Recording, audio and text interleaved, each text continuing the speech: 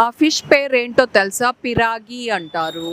అంటే that eats human, అంటే హ్యూమనే కాదు, ఏ లివింగ్ బీయింగ్నైనా తింటది అది.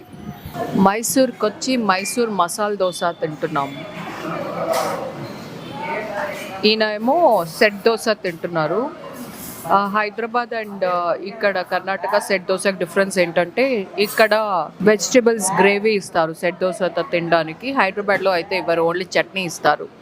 కూడా మనకు కూడా అంత మసాలాని దాచేస్తారు కదా, ఇక్కడ దాయలేదు, మొత్తం ఓపెన్ చేసి పెట్టారు. అంటే అదే డిఫరెంట్గా ఉంది మైసూర్ మసాలా దోశ.